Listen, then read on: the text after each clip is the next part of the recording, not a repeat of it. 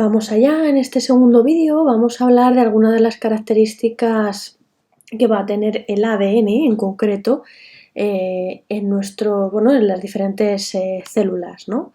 Una molécula de ADN en los organismos eucariotas se van a encontrar en el interior del núcleo de la célula, independientemente de que éstas sean vegetales o animales, ¿no? Lo encontraremos en el núcleo. Pero bueno, en este caso aquí lo tenemos aquí el núcleo de la célula, ¿vale? Vemos un cromosoma y nos acercamos un poquito más y vemos esa doble hélice característica que ahora vamos a definir en este vídeo. Pero en el caso de las eucariotas, de las células eucariotas, no es la única localización en la que podemos identificar ADN. Y es que en los cloroplastos de las células eucariotas vegetales y en las mitocondrias de las células eucariotas podemos encontrar ADN bicatenario y circular. Por eso me ha interesado poner estas imágenes en las que tenemos precisamente, vemos aquí unos pequeños donuts, ¿no? Estos aritos de esa doble hélice, porque en estos orgánulos el ADN es bicatenario y circular, a diferencia del ADN bicatenario lineal que vamos a tener en el núcleo de la célula eucariota. En el caso de las células procariotas, representadas aquí por una bacteria, debemos recordar que carecen de núcleo real porque no hay membrana nuclear, pero el material genético, el ADN, se va a compactar más o menos todo en un mismo área que se va a denominar nucleoide, ¿vale? No hay núcleo, hay un nucleoide en el que vamos a encontrar el área del citoplasma en la que encontraríamos el ADN. El material genético de las procariotas es ADN bicatenario y circular, formando un único cromosoma, uno solo, pero no es el único tipo de material genético que podemos encontrar en procariotas, ya que vamos a poder localizar también plásmidos, ¿vale? Bueno, antes de pasar aquí, de terminar y destacar que los plásmidos son estructuras de ADN bicatenario y circular de un tamaño mucho menor al nucleoide de una célula procariota y que tiene la particularidad que va a tener integrado uno o varios genes que les aportan alguna característica, digamos, extra a la célula, a la bacteria en este caso. Podemos tener, por ejemplo, células que tengan genes que les aportan resistencia a antibióticos o que les permiten vivir a determinadas temperaturas fuera de los rangos habituales, y eso supone una ventaja competitiva frente a otras células. Entonces, ¿qué nos va a diferenciar? Bueno, las moléculas de ADN en los núcleos de las células van a variar en cuanto al tamaño, porque el tamaño del ADN viene dado por el número de nucleótidos, ¿no? De desoxirribonucleótidos que contiene. Las moléculas de ADN que forman los cromosomas de gran tamaño tienen varios millones de pares de bases, es decir, varios millones de nucleótidos. Los plásmidos y las moléculas de ADN mitocondrial tienen un tamaño de pocos miles de pares de bases, es decir, que estas moléculas, estos cromosomas, van a tener millones de pares de bases frente a cloroplastos, mitocondrias e incluso el genoma de procariotas y sus plásmidos. También va a variar en función de la composición, porque aunque nosotros sepamos que el ADN está formado por una sucesión de nucleótidos dispuestos uno detrás de otro, va a haber diferentes posibles combinaciones, ¿no? Cada desoxinucleótido puede ser diferente en función de la base nitrogenada. Así que entre diferentes especies, la composición de ese material genético varía claramente. Pero además también varía la secuencia, es decir, va a variar la composición en cuanto a la proporción total de cada tipo de desoxirribonucleótido en función de la base nitrogenada, pero también varía la secuencia en la que se establecen esos nucleótidos, ¿no? ¿Vale? Proporción y secuencia. Así que, aunque dentro de una misma especie podamos tener una composición parecida, vamos a diferenciar un individuo de otro por la secuencia en la que se disponen esas bases nitrogenadas, y eso va a ser característico. Pasemos entonces a determinar, según estas características, algo más de la molécula de ADN, y es la estructura primaria. La estructura primaria se define como la secuencia de nucleótidos. Es decir, cuando representamos una cadena de nucleótidos, ¿vale? Pues esa secue'ncia es lo que se denomina estructura primaria. Además, esa cadena tiene un extremo 5' y un extremo 3', porque lo que ya hemos determinado en el vídeo anterior.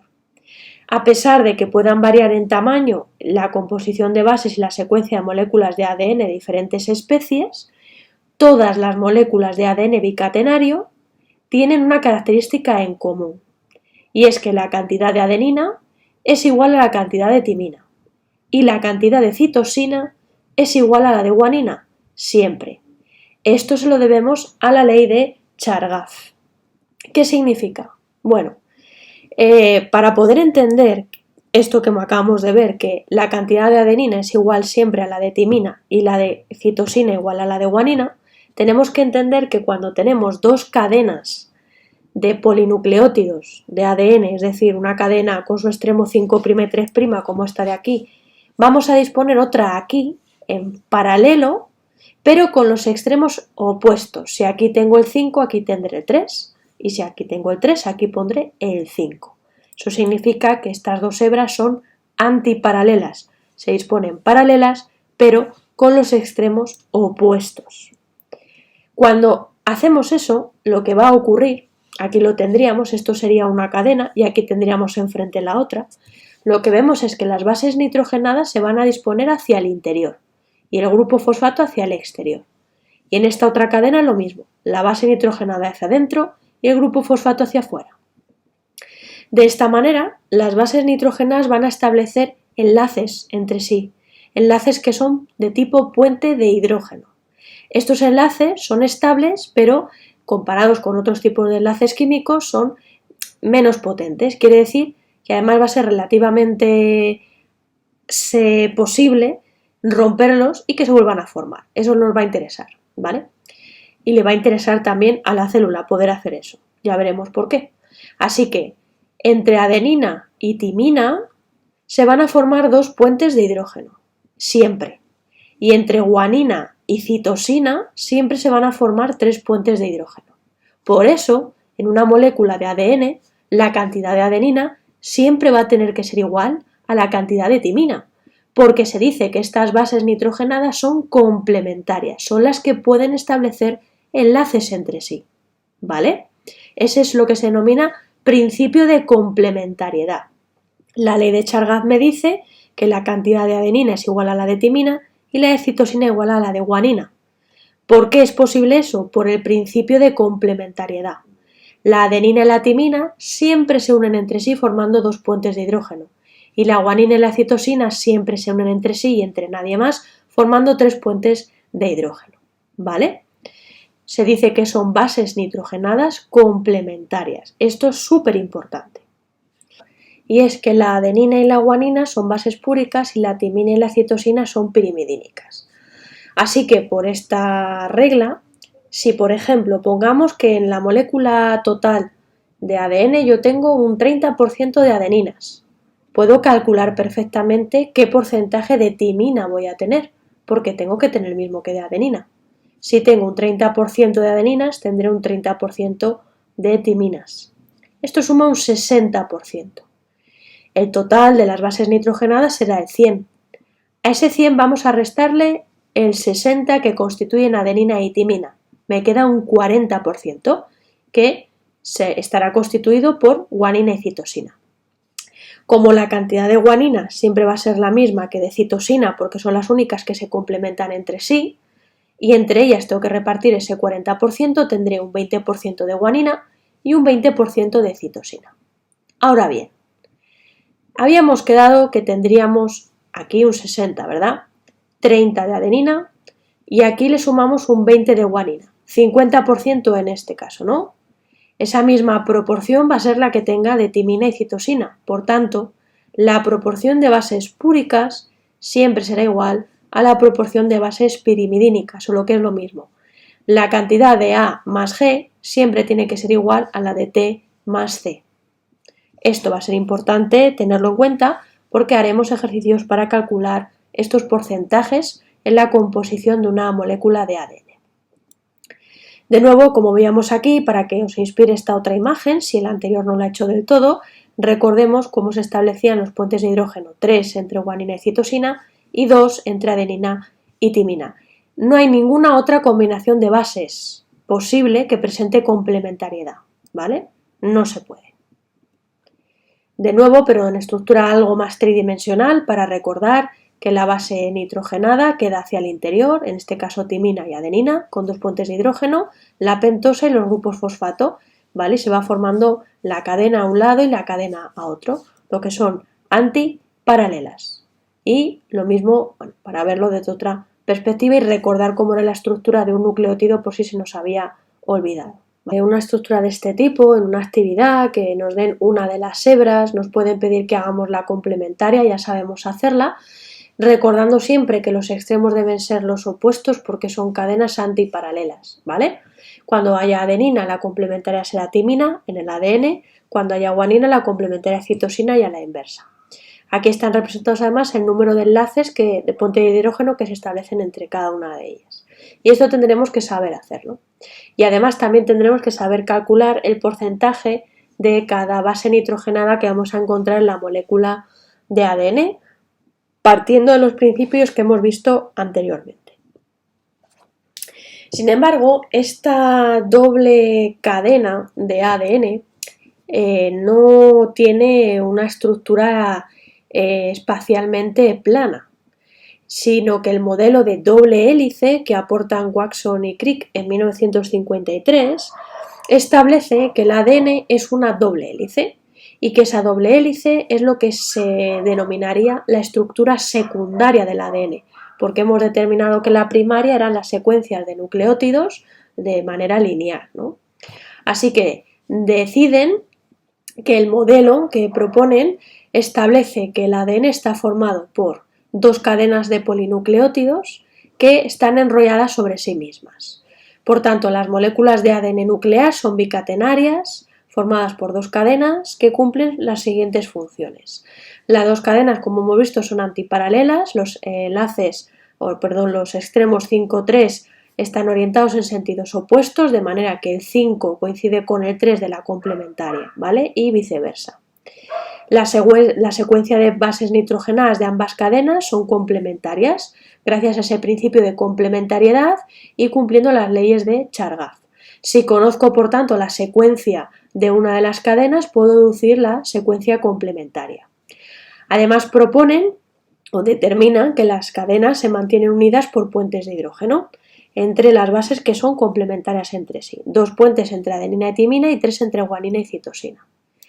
Pero además lo que establecen es que forman una doble hélice. Quiere decir que esas cadenas que hemos dibujado siempre lineales, la realidad es que tienen un giro, ya que la otra se enrolla también sobre la anterior. Y esa dirección de giro es hacia la derecha, por lo que se denomina un enrollamiento dextrógiro. Giran hacia la derecha, ¿vale? Esta sería la doble hélice de manera tridimensional, ¿vale? Giran a la derecha y además es un enrollamiento que se dice que es plectonémico. Quiere decir que cuando yo cojo las 2 hebras que teníamos aquí puestas, ¿vale?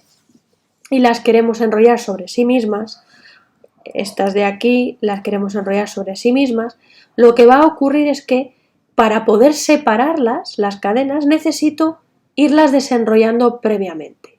Quiere decir que, como el cable de un teléfono, cuando tenemos precisamente la doble cadena, se enrolla, ¿vale? Para poder separar yo el cable de la derecha, necesito ir primero desenrollando, ir abriendo otra vez esa hélice para poder separar las cadenas. Eso significa que es plectonémico.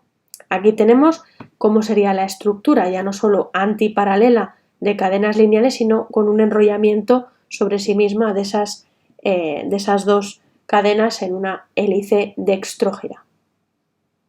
Doble hélice, lo que va a caracterizarse, si vemos aquí cómo es la estructura química interna, que ya hemos visto antes, veríamos de nuevo que las bases nitrogenadas se disponen hacia el interior de la hélice y hacia afuera los grupos fosfato y las pentosas, ¿no?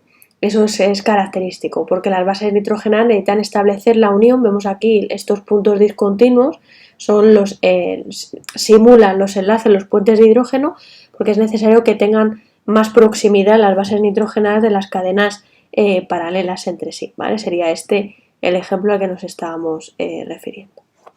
Bueno, estos datos, estos valores, es verdad que son conocidos. A nosotros son valores que no nos iban a interesar tanto en este punto, pero bueno, es importante también conocerlos. Y quiere decir que un giro de la hélice, es decir, cada vez que hacemos un giro, ¿vale? Lo que englobaría cada giro son 10 nucleótidos. Y la separación entre dos pares de bases, es decir, entre dos nucleótidos entre sí, es de 0,34 nanómetros. Cada vuelta completa de hélice contiene 10 pares de bases, por tanto, porque hemos dicho que cada giro tiene 10 nucleótidos, pues como estoy considerando las dos cadenas lineales que se han enrollado, pues tendría 10 pares de bases, ¿vale? Y por tanto, la longitud es de 0,34 nanómetros de distancia entre cada nucleótido por esos 10, tengo 3,4 nanómetros. Es verdad que como son longitudes tan pequeñas, tan reducidas, no se suele trabajar con distancia en nanómetros, sino que se trabaja con distancias en pares de bases. Cada par de bases, ¿no? Estamos hablando de esa distancia, 1, 2, 3, esos son los pares de bases, de tal manera que una kilobase, ¿vale?, equivale a 1000 pares de bases y una megabase a 10 elevado a 6 pares de bases y así sucesivamente. Entonces, cuando hablamos, por ejemplo, de tamaño de las secuencias que nos van a interesar, con las que vamos a investigar o trabajar o analizar en el laboratorio de biología molecular, vamos a hablar con este tipo de unidades de medida, por así decirlo, de tamaño de esas secuencias de interés, ¿vale? Y como dato complementario, que lo trabajaremos algo más adelante, ya cuando hagamos un pequeño trabajo, decir que es cierto que el modelo que describe esa doble hélice dextrógera y antiparalela, etcétera, etcétera, de Watson y Crick es este modelo de ADN-B, ¿vale? Pero existen otros dos modelos, el ADN-A y el ADN-Z, que si bien existen en cierta proporción, por ejemplo el ADN-Z, cierta proporción en el ADN como tal, se caracteriza porque el enrollamiento es levógiro, sale hacia la izquierda en vez de hacia la derecha, como ocurre en el ADN-A y en el ADN-B, ¿vale? Veis que esta hélice se parece bastante más y una de las diferencias principales, si tuviera que buscar las 7 diferencias, es que la anchura de los giros es mayor en el ADN-A que en el ADN-B. Luego las distancias también van a variar, ¿no? Pero bueno, las características ya las definiremos un poquito más adelante. Lo que sí que nos va a interesar, y me voy a entretener lo menos posible, son los niveles de organización o empaquetamiento del ADN. Tenemos que recordar una pauta súper importante y es que el nivel de empaquetamiento, el nivel de compactación mayor que adquiere el ADN nuclear es el del cromosoma metafásico, ¿vale? El nivel cuarto de empaquetamiento u organización. Y el nivel mínimo podríamos decir que es realmente esa cadena simple de ADN, la cadena de polinucleótidos. Después el segundo nivel de organización es la doble hélice y a partir de aquí ya empezamos a compactar. Estos son niveles de organización, estos son niveles ya de compactación o empaquetamiento, o también niveles de condensación, son los 3 nombres que les podemos asignar, ¿vale? Entonces la cadena simple ya hemos hablado de ella, hemos hablado también de la doble hélice, pero ahora tenemos que entender que si tenemos miles de millones de pares de bases en nuestro ADN nuclear, no podemos tenerlo todo lineal sin compactar o organizar porque ocuparía muchísimo espacio y una célula no se lo puede permitir. Así que necesitamos empezar a compactar esa doble hélice. El primer paso va a consistir en crear cadenas de nucleosomas. ¿Y qué es un nucleosoma? Es muy sencillo. Cogemos esta doble hélice de ADN y vamos a darle 2 vueltecitas sobre esta pequeña pelotita que vemos ahí, ¿vale?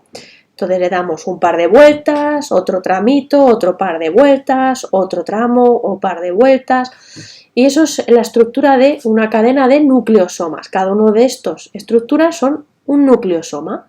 Y es que lo que ocurre es que la doble hélice de ADN se está enrollando sobre proteínas histónicas o histonas, ¿vale? Las proteínas histonas.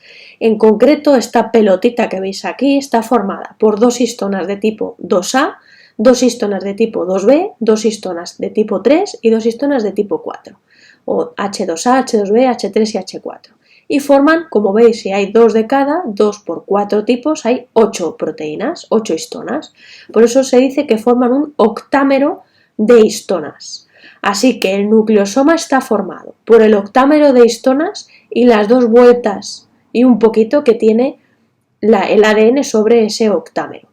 Este palito que representa en azulito es la histona H1 que me sirve para estabilizar esta estructura y que luego tendrá también su función más adelante. Este se consideraría el primer nivel de compactación o empaquetamiento, ¿vale? Que lo veis representado aquí.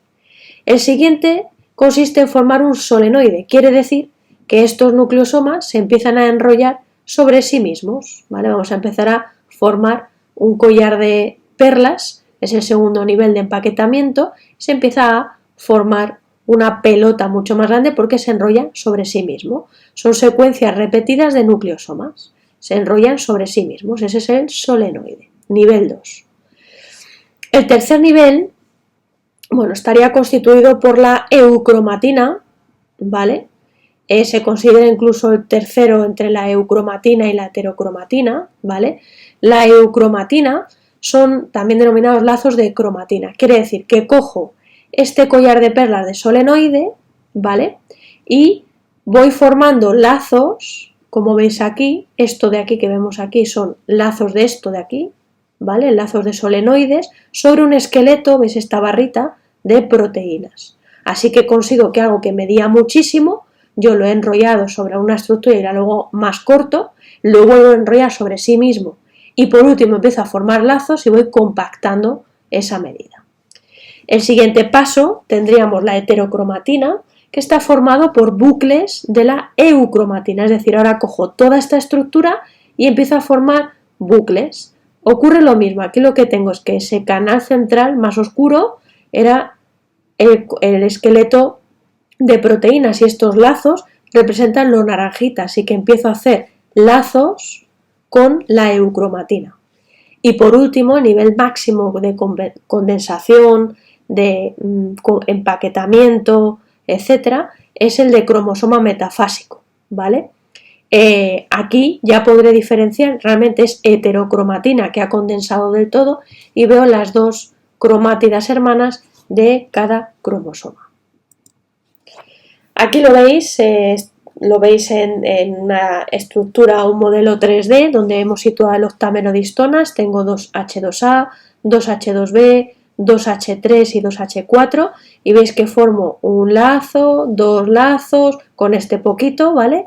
Y la línea entre medias es ese ADN link o ADN linker y el palito azul que hace referencia a este mismo que era la histona H1.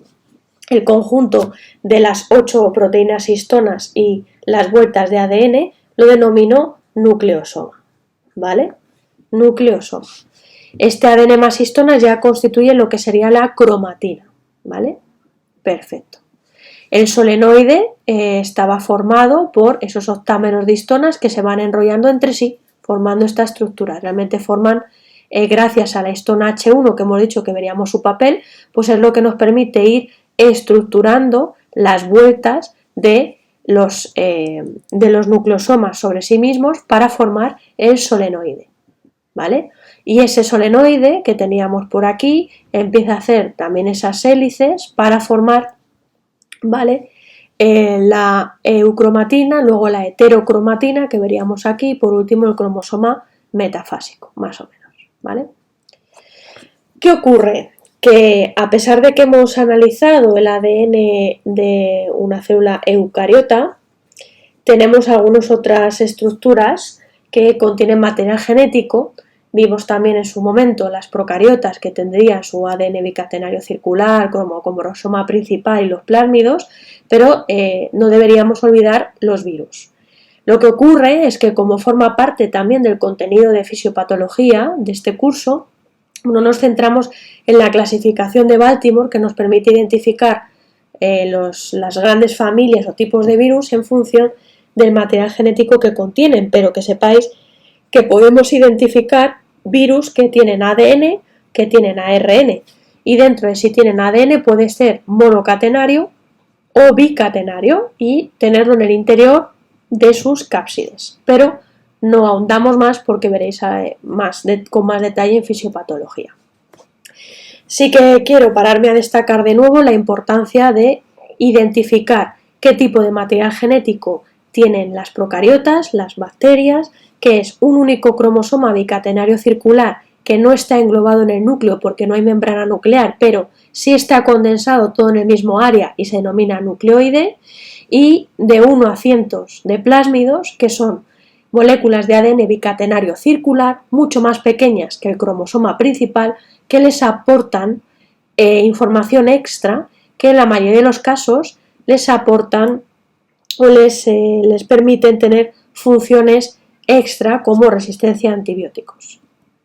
Aquí tendríamos la representación del ADN bacteriano y de los plásmidos, y esto en una vista al microscopio electrónico de transmisión. Estos plásmidos, como vemos aquí, el tamaño es mucho menor al cromosoma principal de la bacteria, y algo característico es que se replican de forma independiente al cromosoma bacteriano. Esto también va a ocurrir con el ADN de cloroplastos y de mitocondrias. La replicación y todo lo que ocurre con ese ADN es independiente a lo que ocurre con el ADN nuclear, ¿vale? Todos los procesos son independientes. En el caso del ADN mitocondrial y del cloroplasto, recordar que la nomenclatura para el ADN mitocondrial sería esta, ADNMT, ¿vale? Y contiene genes que codifican para ARN ribosómico, ARN transferencia y enzimas empleadas en procesos metabólicos, ¿vale? Y lo mismo, contiene varias copias y los procesos de replicación, transcripción, etcétera, ocurren de manera independiente al del ADN nuclear. Y lo mismo va a ocurrir con el cloroplasto. Lo que tiene el ADN del cloroplasto son, genes que van a codificar para enzimas específicas que va a necesitar este orgánulo, ¿vale? Pues que estén implicados en procesos fotosintéticos, en el metabolismo vegetal, etcétera, etcétera.